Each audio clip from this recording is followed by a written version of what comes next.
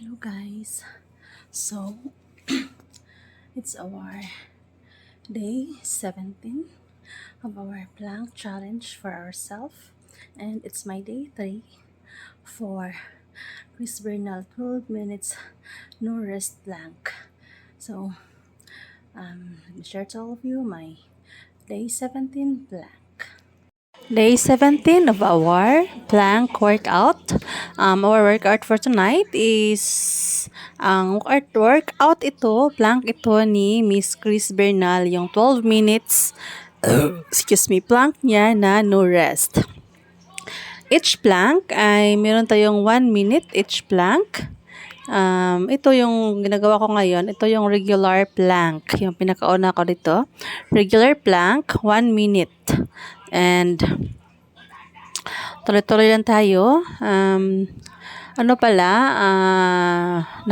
Nakaisip ako ng ibang paraan para hindi masyadong akong pagod kapag ginagawa ko yung plank ko is yung inuuna ko yung 18 minutes ko lang muna na workout, and then isinunod ko na ang aking plank.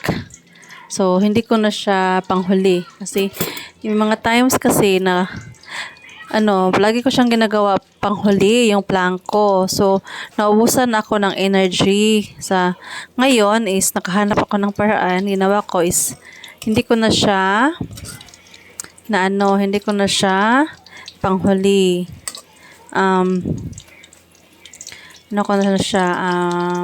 Pangalawa na siya sa klase ng aking workout. So, yan. Ito yung ginagawa natin. Plank. Ito yung pangalawa. Nakalimutan ko ano tawag dito. Basta, plank pa rin ito. Yes, plank. Well, kung titingnan ko naman yung katawan ko, alam ko na malayo pa. Sobrang malayo pa. But, nakita ko na may mga pagbabago naman. So, iba pa din talaga kapag ikaw ay nag-exercise. So, yan.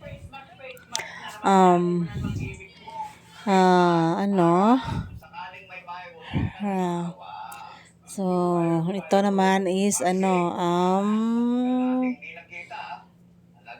plank commando. So, this is plank commando. 1 minute din ang ating ginagawa dito.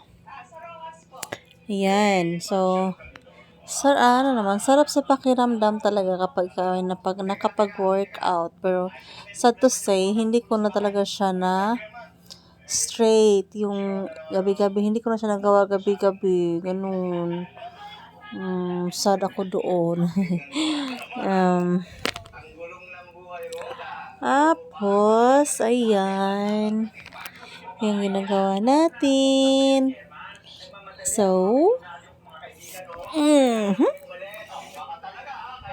sana talaga.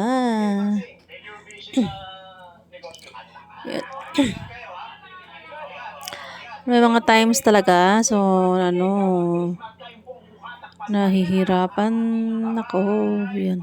So, yung video natin, hindi natin nakikita yung full body kasi mali yung pagkalagay ko. Alangan naman ulitin ko. So, ayan, continue ko na lang. So, maraming salamat sa mga nanonood. Continue na lang ang aking workout. And sa hindi pa po nakapag-subscribe, please pa-subscribe naman po sa ating YouTube channel.